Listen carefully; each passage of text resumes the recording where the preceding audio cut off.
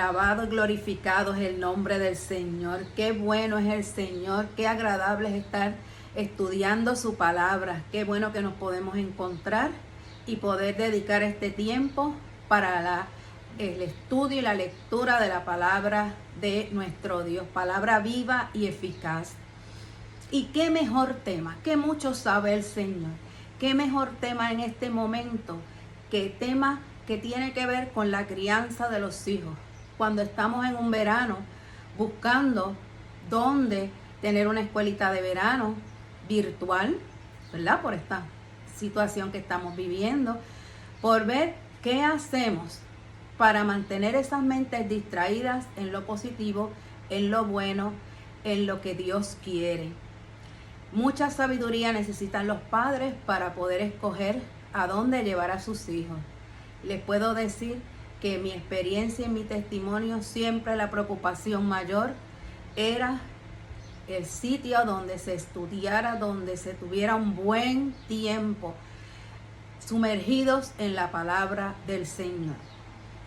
Pueden ser juegos, puede ser diversión, manualidades con textos bíblicos, pero meterse en la palabra, aprender la palabra, ese debe ser el mejor fin de cualquier escuelita de verano, experiencia de verano. Hermanos, que mucha sabiduría necesitan los padres para formar el carácter de los hijos. Y a veces compramos hasta $20, $30 en libros, conferencias, cuando, hermanos, el carácter de los hijos se forma con la palabra poderosa del Señor. Siéntese con la palabra del Señor. Escríbale textos bíblicos. Cada vez que tenga que enviarle un mensaje, mándele un texto bíblico. Que cuando ese celular se abra, haya un texto bíblico. Así dice Deuteronomio, hermano. Vamos a buscar la palabra, vamos a meternos en la palabra para que nuestros hijos en estos momentos, en esta época, ellos se puedan llenar de la sabiduría del Señor. Esta lección de hoy es bien interesante y bien pertinente para todos esos padres. Así que ponga mucha atención, quite todo lo que tenga alrededor que le esté molestando, concéntrese en la lección, deténgala y haga su reflexión personal. Pásela a personas que la puedan aprovechar también. Esta lección de hoy es la lección 20, el título es Sabiduría que asombra. Está basada en el libro de Eclesiastés, capítulo 3, verso 1 y verso 7b. Y en el libro de Lucas, capítulo 2, los versos del 39 al 52. Estamos trabajando la segunda unidad, la sabiduría en los evangelios. Esa es la segunda unidad de este segundo trimestre. La lección 20, como les dije, se titula Sabiduría que asombra. Y el texto áureo dice: el niño crecía y se fortalecía, se llenaba de sabiduría y la gracia de Dios era sobre él. Gracias, Señor, por este verso que vamos a aprender de memoria en esta mañana. Y se encuentra en Lucas 2:20. Esta lección tiene dos objetivos. El primer objetivo es ayudarnos a entender nuestro lugar en el proceso de pasar la sabiduría a la próxima generación y algunas dinámicas involucradas en el proceso. Y el segundo objetivo, estudiar el modo en que esto se relaciona con la historia de Jesús en el templo en Jerusalén y con el lugar que sus padres, la comunidad, tendrían en el desarrollo de su sabiduría.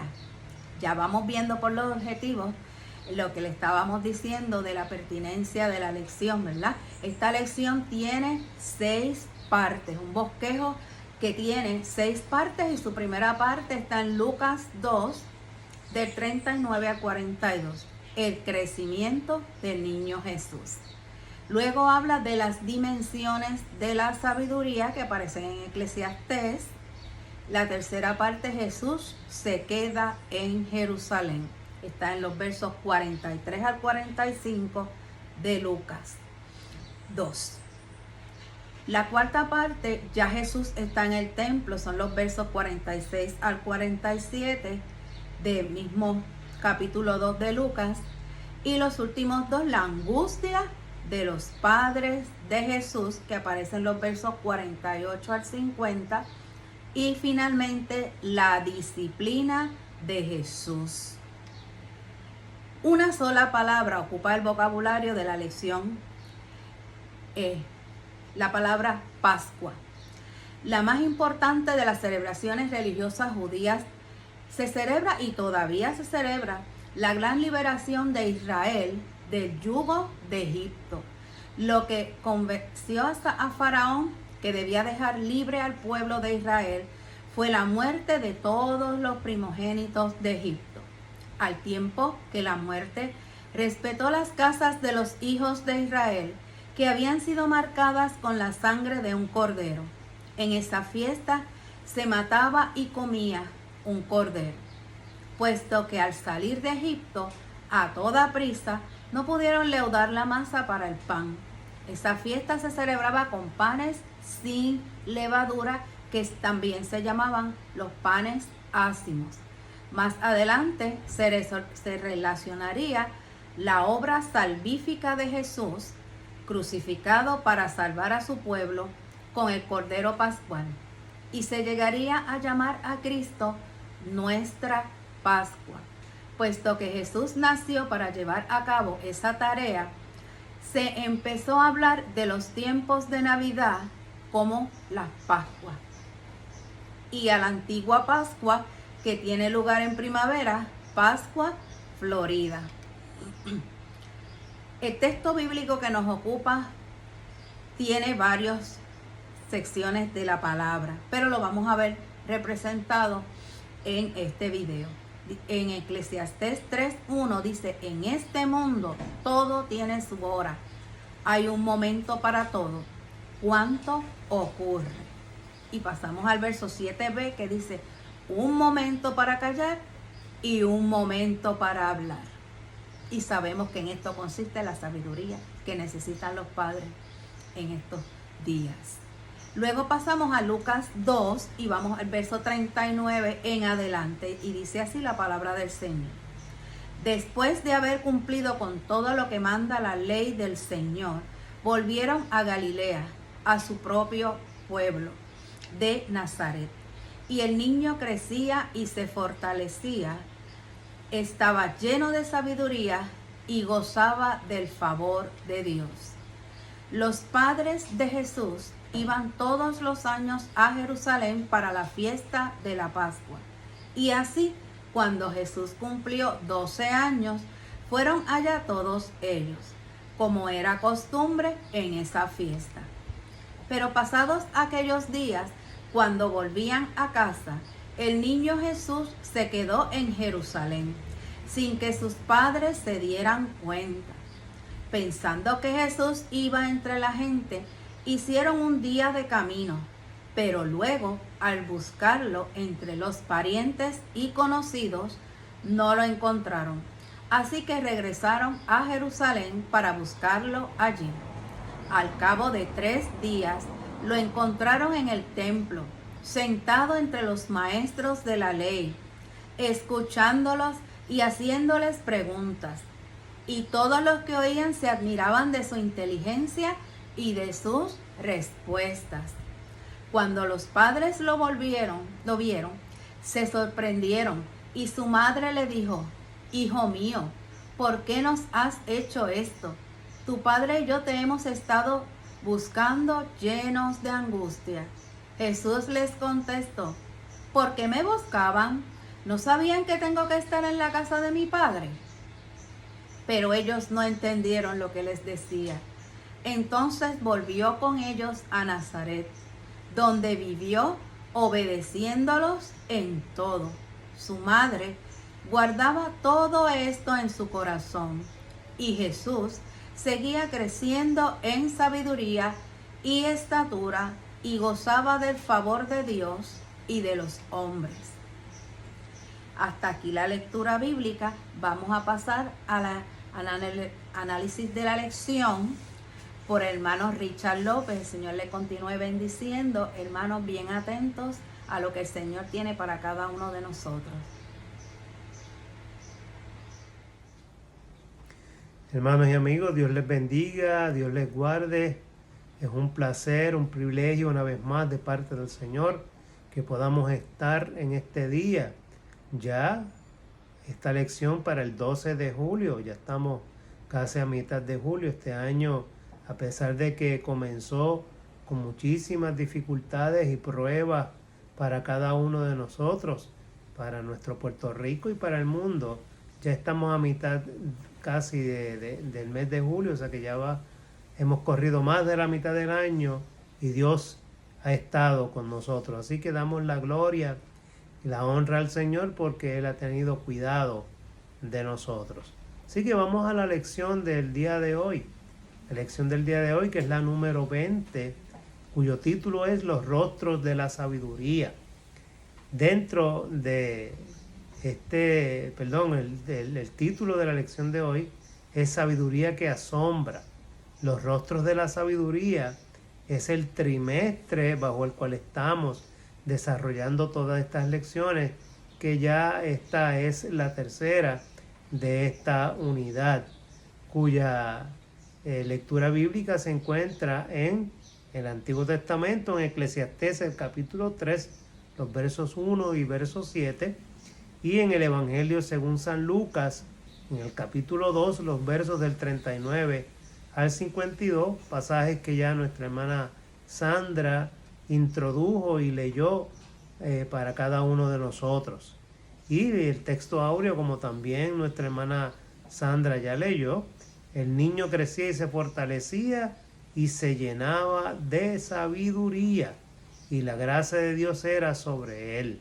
Así que vamos a estar viendo en este día esta lección enmarcada en esos dos objetivos que ya nuestra hermana Sandra ha discutido para cada uno de nosotros, que es ayudarnos a entender nuestro lugar en el proceso de pasar esa sabiduría de generación en generación, algo que vamos a estar hablando un poco en esta mañana, y estudiar cómo se relaciona la historia de Jesús al visitar el templo con el tema de la sabiduría y sobre todo la enseñanza de los padres y la inserción de los jóvenes dentro de la sociedad y del desarrollo de ese tema de la sabiduría.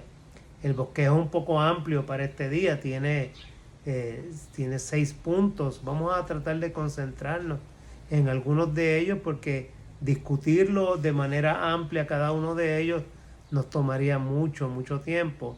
Así que vamos a concentrarnos principalmente en esa dimensión de la sabiduría de Eclesiastés capítulo 3, el crecimiento de Jesús y la visita de Jesús en el templo. Así que vamos a mirar dentro de todo este bosquejo esos 3 puntos principales para desarrollar nuestra lección en el día de hoy. Damos la gloria a Dios por eso. Ya nuestra hermana Sandra nos habló del vocabulario, de lo que significaba la Pascua, lo que significaba para el pueblo de Israel, sobre todo en la historia de salvación, que como Dios al sacarlos de Egipto de manera poderosa y portentosa les instauró esta fiesta junto a 2 fiestas más que vamos a mencionar como parte de la responsabilidad de todo varón judío que tenía que cumplir una vez al año. Y eso es parte de la lectura bíblica que hemos visto en el día de hoy. Así que vamos a comenzar a mirar Eclesiastés en el capítulo 3, los versos del 1, el verso 1 y verso 7, en el que nos dice que en este mundo todo tiene su tiempo y hay un momento para todo cuanto ocurre. Y luego la parte B del verso 7 que dice un momento para callar y un momento para hablar. Ese es el verso de Eclesiastés capítulo 3. Y este todos conocemos que Eclesiastés se le atribuye también a Salomón, igual que el libro de los Proverbios que ya hemos estudiado en las lecciones de sabiduría que tuvimos anteriormente.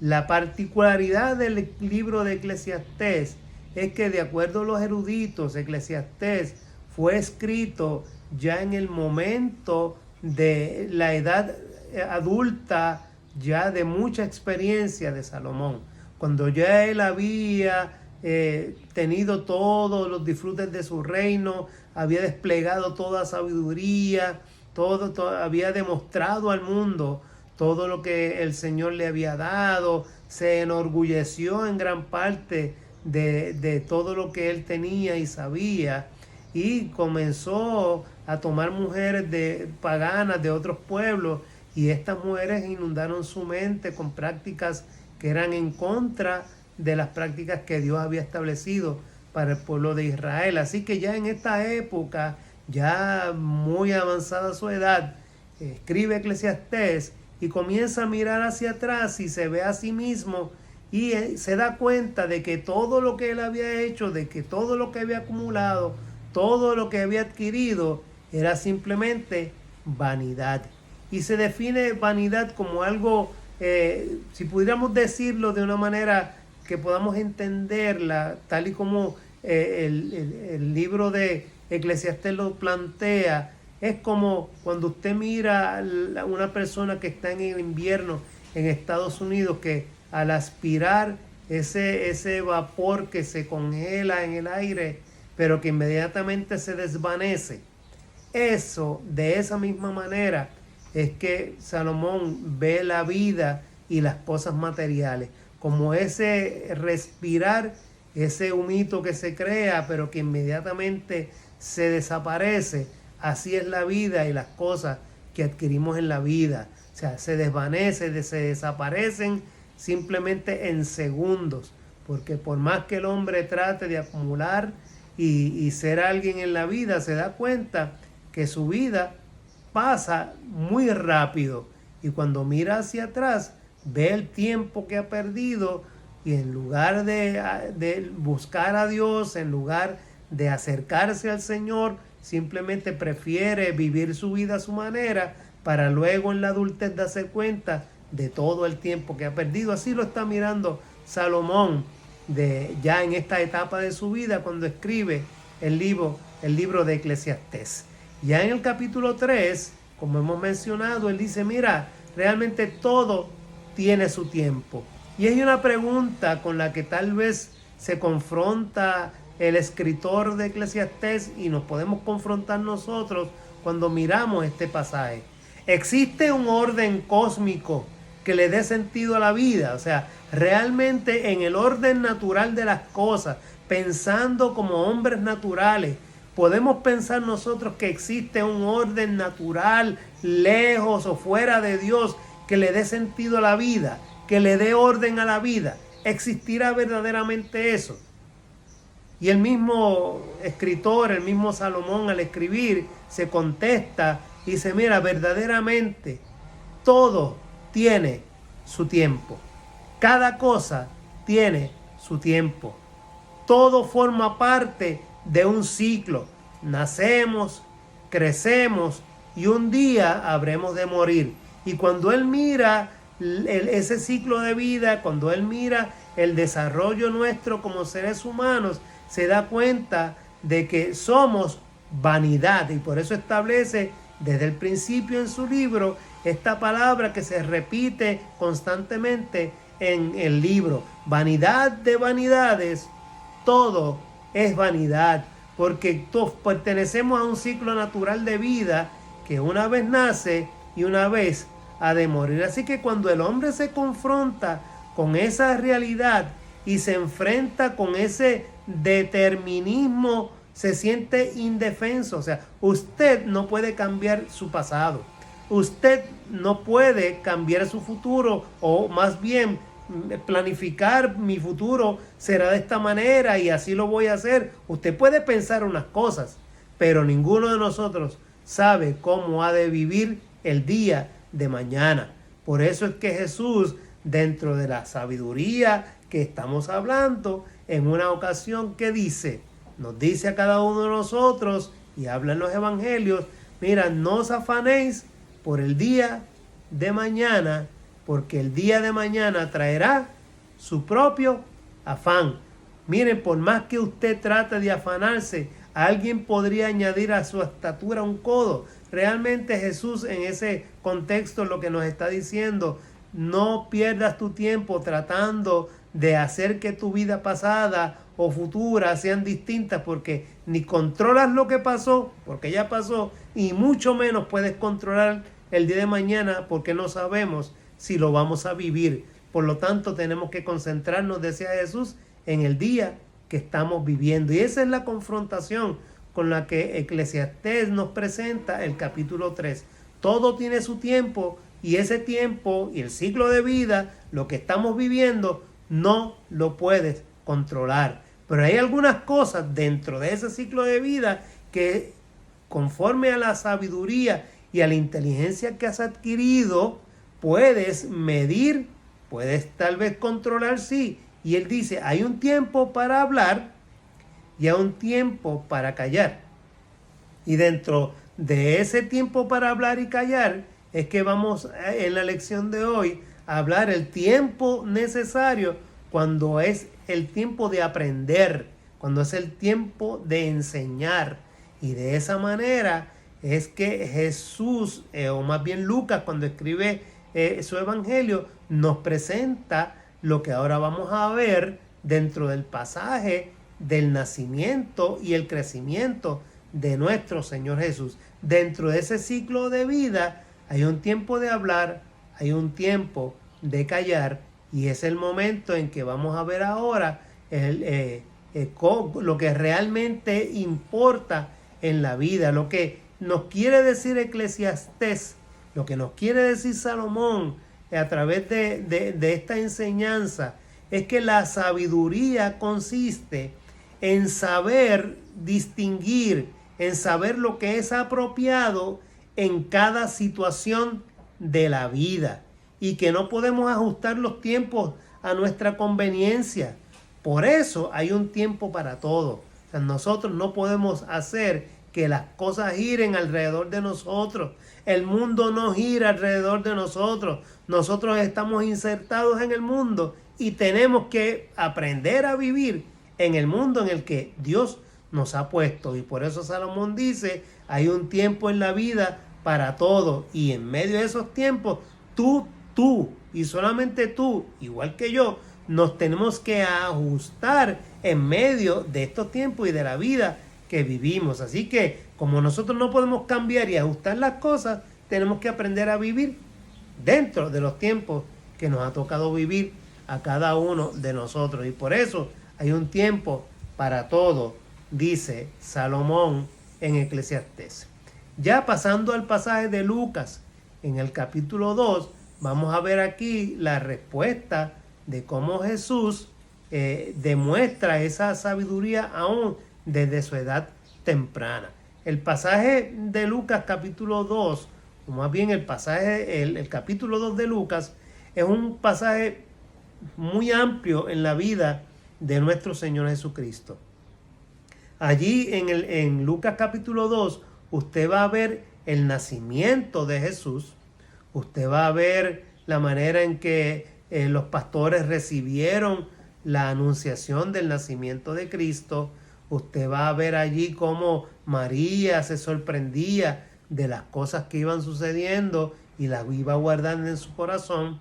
Usted va a ver allí cómo Jesús fue presentado, fue circuncidado en el templo. Así que Lucas en el capítulo 2, desde ese momento, establece meticulosamente las circunstancias históricas que rodean el nacimiento de Jesús, y lo va relacionando con los acontecimientos que ocurren en el Imperio Romano. Por eso Lucas, que le escribe a un destinatario griego, a una comunidad griega principalmente, es bien enfático y bien meticuloso en la historia porque a los griegos, sobre todo que eran líderes en el pensamiento y en la filosofía, era importante llevarles esos detalles de cómo una persona que siendo hombre es Dios, cosa que en el pensamiento griego no congeniaba. Así que de esta manera abre Lucas insistiendo, mira, es que el nacimiento de Jesús se da cuando Augusto César fue emperador, y de hecho lo fue desde el año 30 antes de Cristo hasta el año 14 después de Cristo. Así que ahí lo vemos desarrollando, ¿verdad?, toda la historia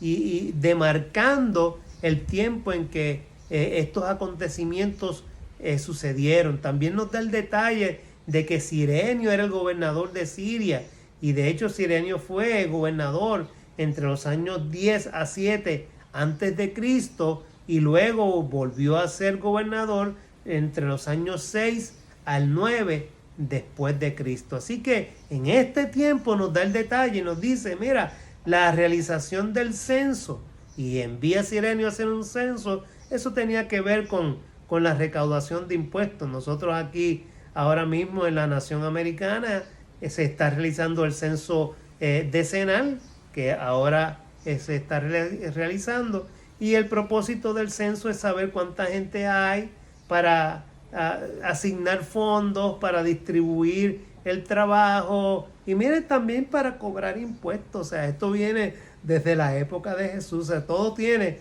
un propósito. Así que de esa manera Lucas nos dice que cumpliendo con esa orden, el cabeza del hogar, o sea, el jefe del hogar, en este caso José, tiene que moverse al lugar donde nació, o más bien al lugar donde estaba o se guardaban los documentos de sus antepasados. Por eso es que José se mueve a Belén, porque José es del linaje de David. Pero no solamente José, hoy sabemos que María también es del linaje de David, por lo tanto a ambos les correspondía moverse a la ciudad de Belén, porque allí estaba el registro histórico de su ascendencia, y de esa manera se juntaban para mirar y contar y saber las familias de cada uno y a cuáles correspondían. Así que Jesús nace, como hemos dicho, suceden todos los milagros y el canto de los ángeles y la anunciación. Jesús es circuncidado y es llevado al templo para el proceso, ¿verdad?, que la misma ley ordenaba que todo varón judío debía ser circuncidado al 8º día. Así que allí Jesús es llevado cumpliendo con la ley en todo el sentido de la palabra. Y allí ocurre algo tremendo, y es que se encuentra con Simeón, un hombre, un profeta del Señor, y se encuentra con Ana, profetisa, y ambos declaran profecías acerca de Jesús, y María sigue sorprendiéndose sobre lo que acontecía alrededor de su hijo, y se las seguía, dice la Escritura, guardándolas en su corazón. Pero hay algo importante que yo quería puntualizar antes de entrar más de lleno a la lección del día de hoy, y es esa profecía de Ana, y está enmarcado dentro de la enseñanza de la lección de hoy. Ana significa favor o significa gracia, y se origina del hebreo Ohanan, que quiere decir doblarse o inclinarse a la bondad, hallar, mostrar favor. Así que estamos hablando que esta mujer halló el favor ante los ojos de Dios, porque ella se le dio el privilegio de revelar el Mesías, decirle al pueblo, mira, he aquí la esperanza de Israel. Y a esos ojos envejecidos, igual que los de Simeón, se le dio el privilegio de por primera vez anunciar que el Mesías, el Salvador del mundo, había llegado a la tierra. Así que ese ministerio que Dios ungió durante esos años de su edad ya madura, de sus días postreros, de sus últimos años, lo vemos como una promesa que se cumple, y es para, sobre todas las cosas, para las mujeres mayores que me escuchan y ven esta clase en el día de hoy, sepan que hay ministerio para las mujeres adultas de la iglesia, estas que están y se llaman a sí mismas la edad dorada, o que el mundo las ha marcado como la edad dorada, como la tercera edad, como le quieran llamar. Para ustedes hay ministerio en la iglesia, y lo demuestra Ana en su profecía, que aún a la edad muy madura, muy adulta, es utilizada por Dios para anunciar la llegada del Mesías, del Salvador del mundo, a toda la comunidad. Eso lo que nos trae y nos dice para nosotros es que hay un ministerio para el creyente que es sensitivo, el creyente que es obediente, el creyente puro de corazón.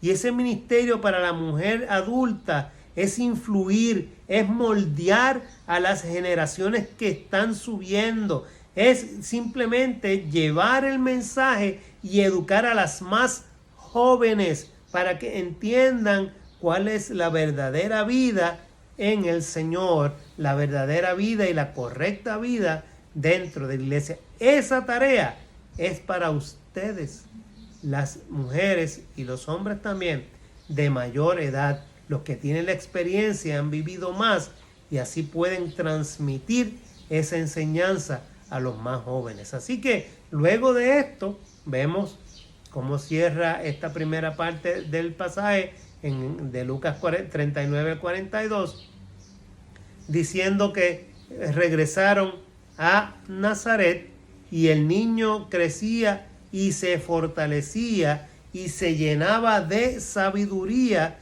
y la gracia del Señor estaba con él. Así que tenemos que anotar datos importantes sobre este pasaje, muy importantes. O sea, tenemos que anotar que la crianza de los hijos y el rol de los padres y los abuelos es determinante en la vida de los más jóvenes.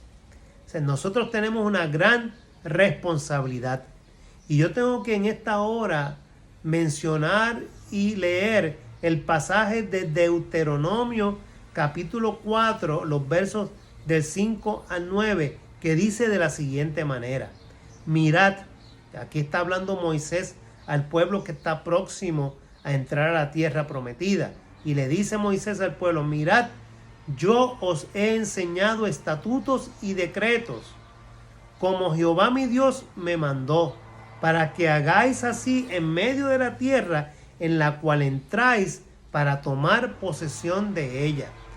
Guardaos pues, y sobre todo le señala: poned por obra todos estos mandamientos, porque esta es vuestra sabiduría. Vuelvo y señalo, todo esto que Moisés le ha enseñado, la palabra del Señor, la ley que Dios le dio a su pueblo, es vuestra sabiduría y vuestra inteligencia. Y esto es bien importante anotarlo. Vuestra inteligencia, vuestra sabiduría provienen de la palabra de Dios, y ante los ojos de los pueblos, los cuales oirán todos estos estatutos y dirán, como testimonio a los demás pueblos alrededor de Israel, dirán: ciertamente pueblo sabio y entendido, nación grande es esta. ¿Por qué? Y comienza la pregunta: ¿qué nación grande hay que tenga dioses tan cercanos a ellos como le está Jehová nuestro Dios en todo lo que le pedimos?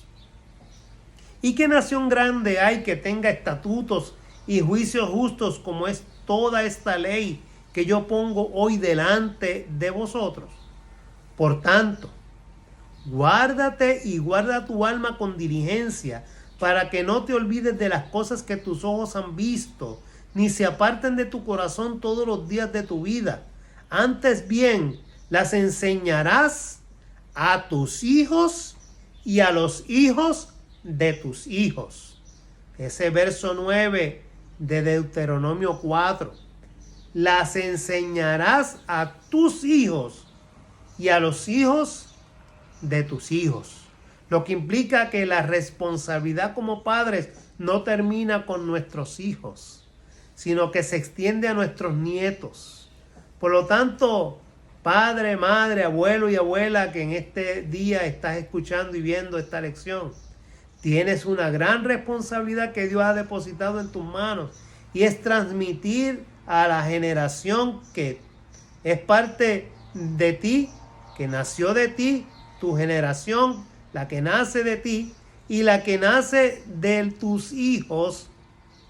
Es tu responsabilidad enseñar, educar y hablarles del Señor. Es sumamente importante esa transmisión generacional de lo que Dios hace y sigue haciendo a través de la iglesia, a través del testimonio de aquellos que hablan, predican y enseñan la palabra del Señor. Y tú, que me estás escuchando y viendo hoy, eres parte de esos transmisores responsables de que las generaciones futuras aprendan y sepan del Señor. El siguiente pasaje dentro de Lucas capítulo 2 es en los versos 41 al 42, que hablan de que los padres de Jesús hacían todos los años, visitaban Jerusalén en la Pascua, y este año, ¿verdad?, llevan a Jesús. Así que vemos cómo los padres siguen cumpliendo fielmente con lo que la ley exigía. Así que la ley judía le exigía a todo varón que asistiera a 3 fiestas, eran obligatorias: la Pascua, el Pentecostés y los tabernáculos.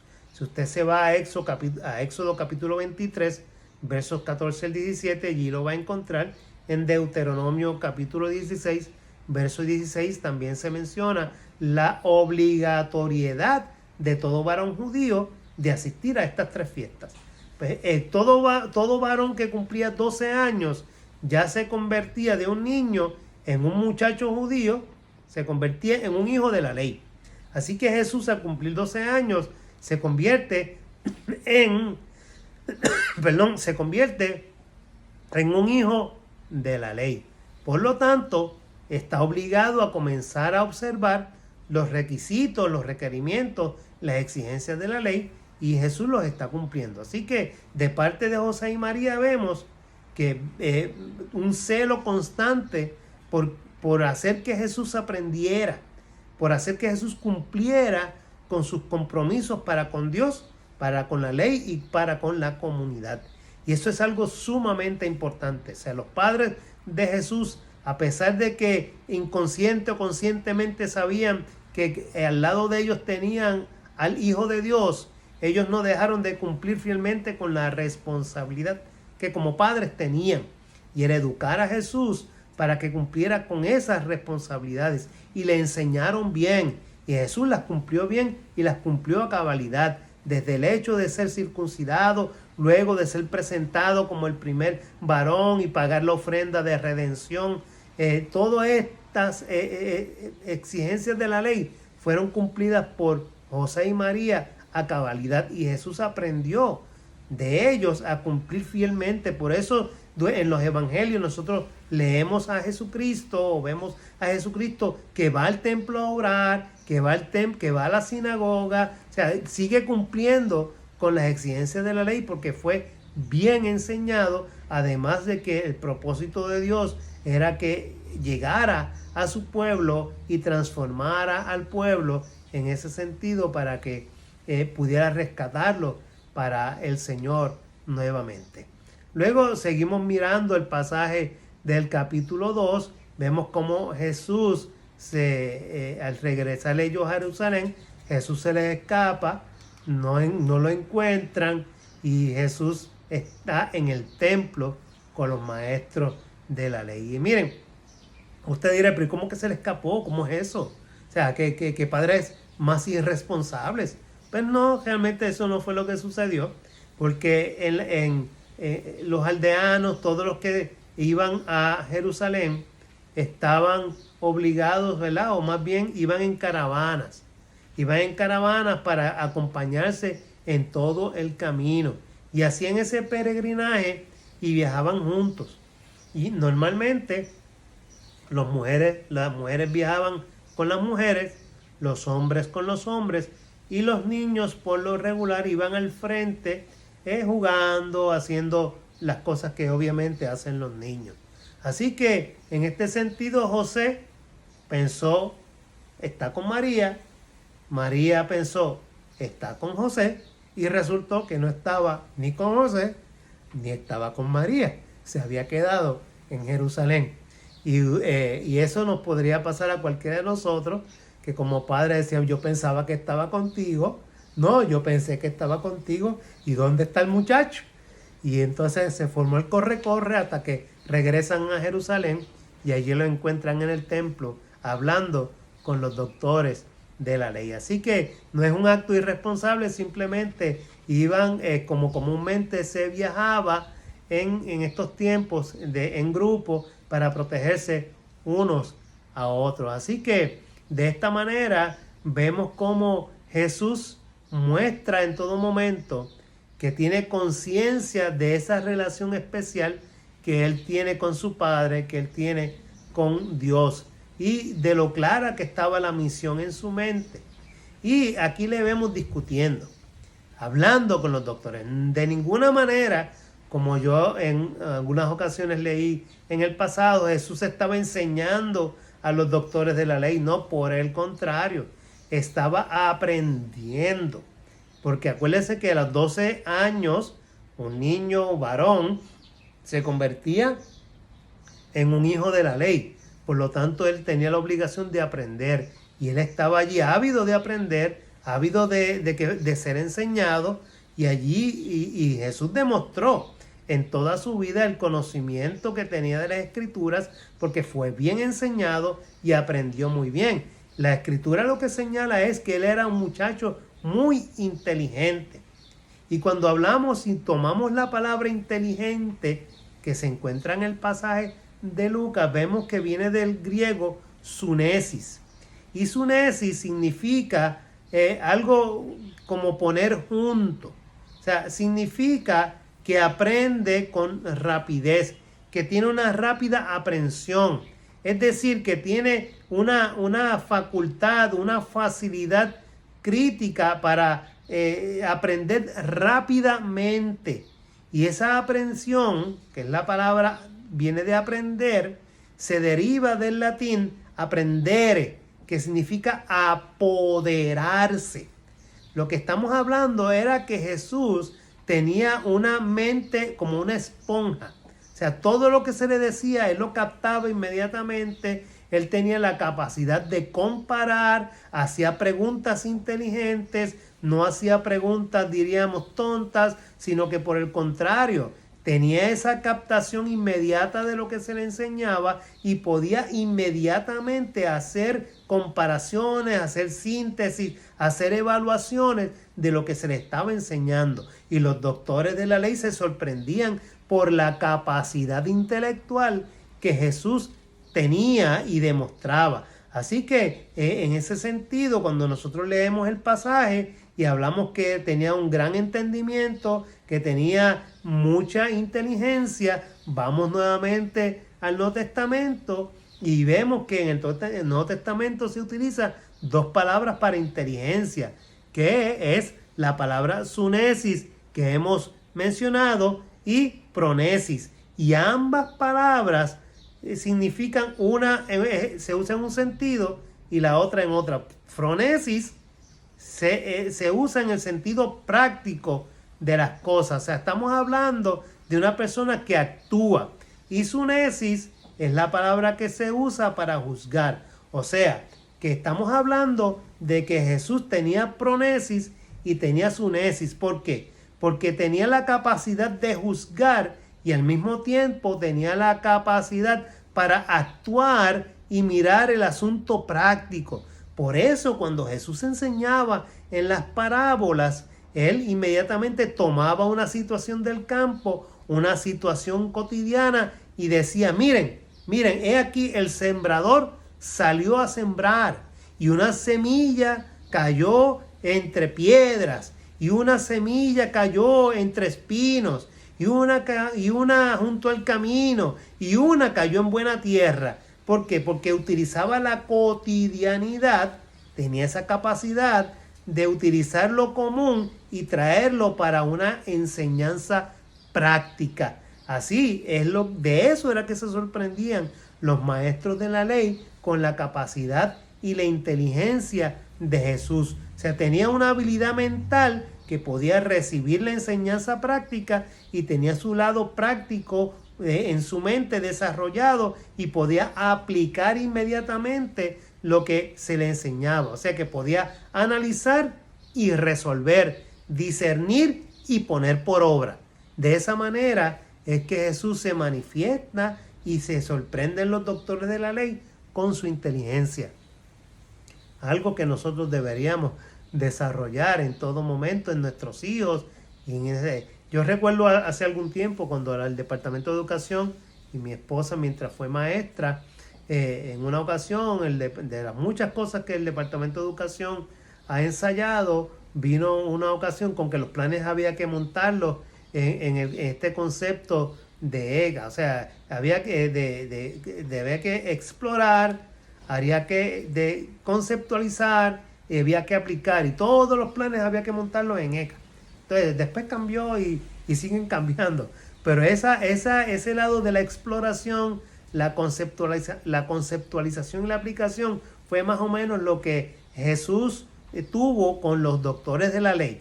Cuando estaba allí, los doctores exploraron en su mente cuánto sabía, y algo sabía porque había sido bien enseñado por José y María. Luego los doctores le enseñaron conceptos nuevos y luego en la aplicación Jesús pudo aplicar esos conceptos enseñados de manera perfecta, de una manera inmediata, y eso fue lo que sorprendió a los doctores de la ley.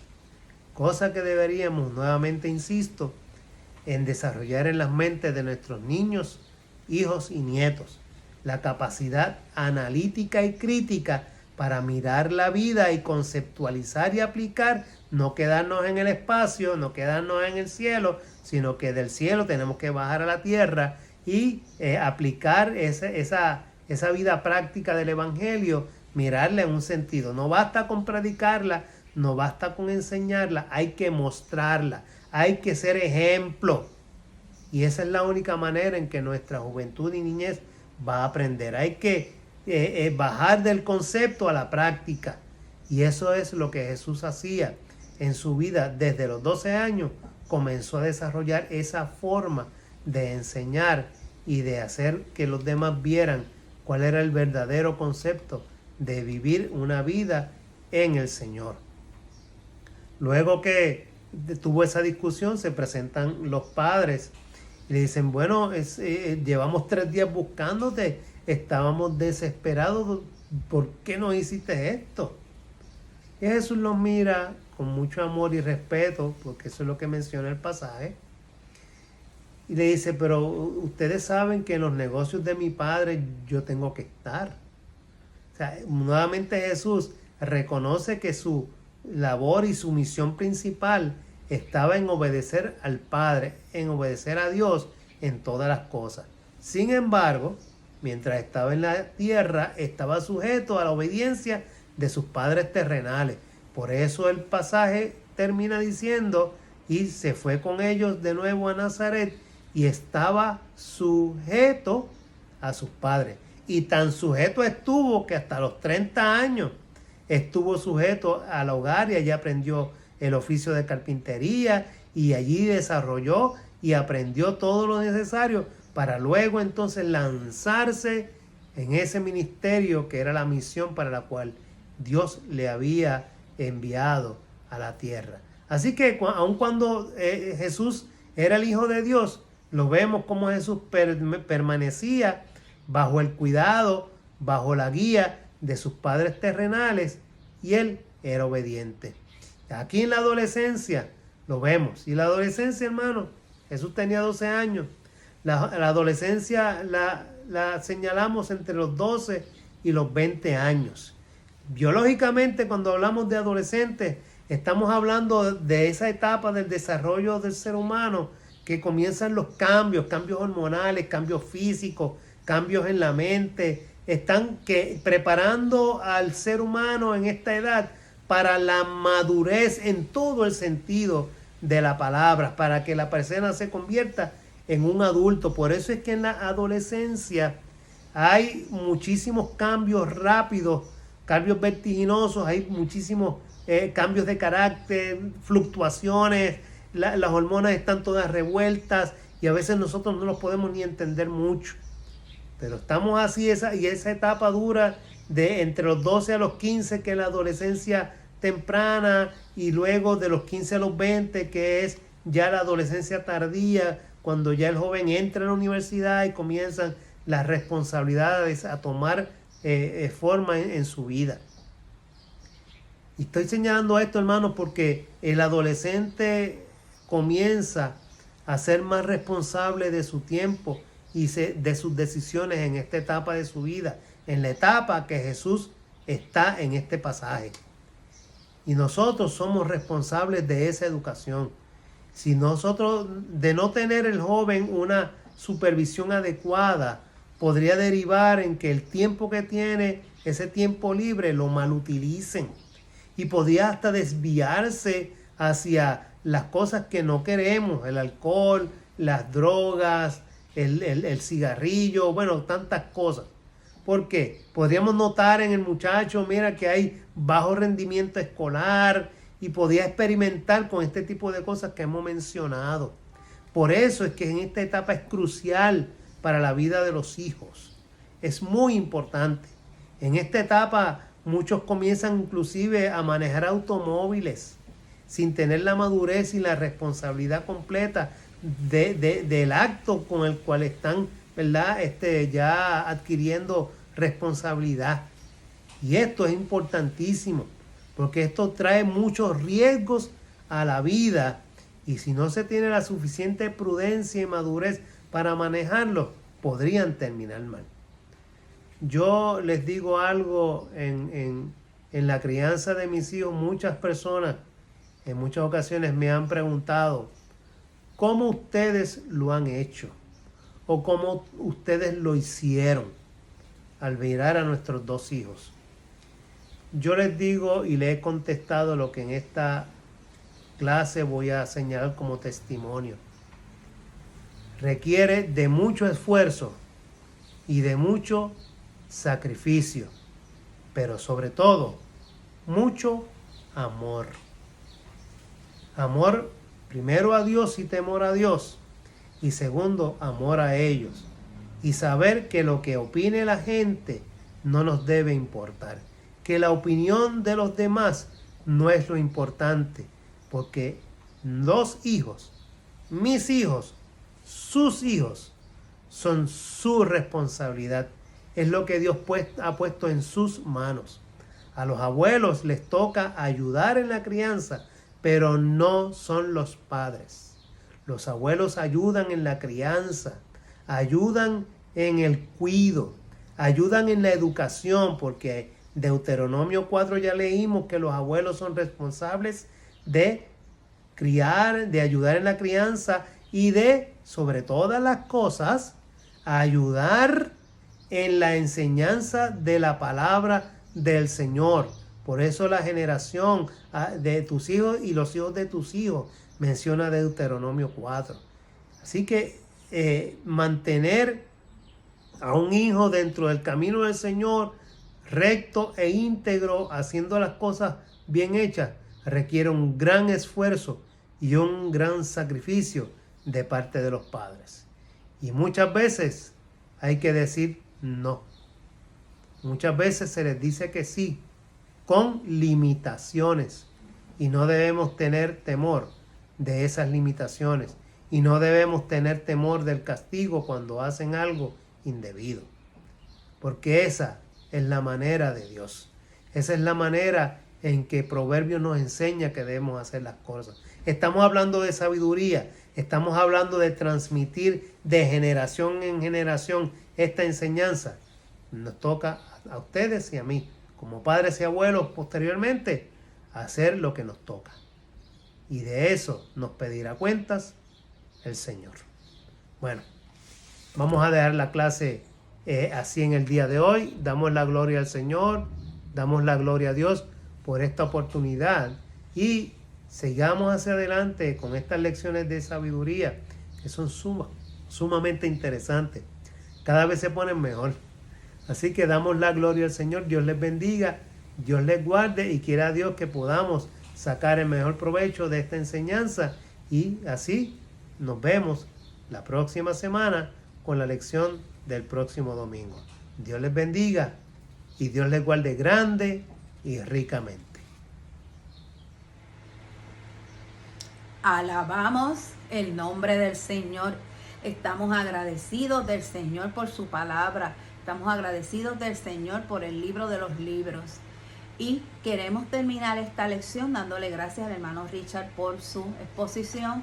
Y el primer punto del resumen dice así: Jesús fue sabio, conocedor y hacedor de las Escrituras.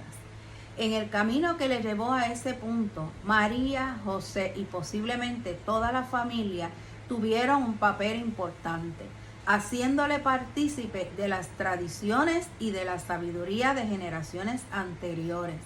En el pasaje que estudiamos, eso se ve en la práctica de ir a Jerusalén a celebrar la Pascua todos los años.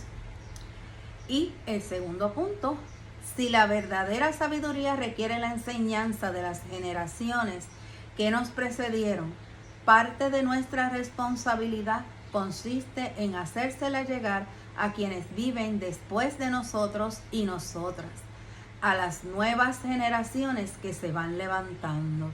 Así es, hermano. Después que nosotros ya no estemos, nos vayamos con el Señor, vienen nuevas generaciones. Y nuestra meta debe ser que nos recuerden, que tengan vivo el recuerdo de cuando nosotros nos sentábamos a hablarle, de la palabra, a leerle las escrituras, a explicarle. Nos sentábamos para que vieran buenos programas de televisión, para que sintieran la presencia del Señor con los himnos. Así, hermano, así le doy gracias al Señor. Recuerdo yo a mis abuelas y yo quiero que mis nietos, cuando los tenga, me recuerden a mí también. Mis hijos ya son mayores y ellos ya saben, ya fueron criados en las rocas y conocen lo correcto. Queda en las manos de los hijos cuando ya no podemos hacer nada, que ya no están. Queda en sus manos criar a sus hijos a su vez. Así que, hermano, ha sido una lección excelente en estos días. Dios les bendiga grandemente y queremos terminar con una oración que aparece también en pantalla y aparece en el expositor. Y esta oración dice así: Señor Dios, Señor de sabiduría, te damos gracias porque a través de las generaciones nos has hecho llegar la herencia de una sabiduría incomparable. Te damos gracias porque a través de las generaciones nos has ayudado a descubrir nuevas realidades y a entender el mundo mejor. Sabemos que ahora que ha llegado nuestro día, tenemos la obligación de hacer lo mismo para las generaciones futuras. Danos el poder, la firmeza y la gracia para hacerlo sabia y responsablemente. En el nombre de Jesús. Amén, amén y amén. Cuídense, hermanos.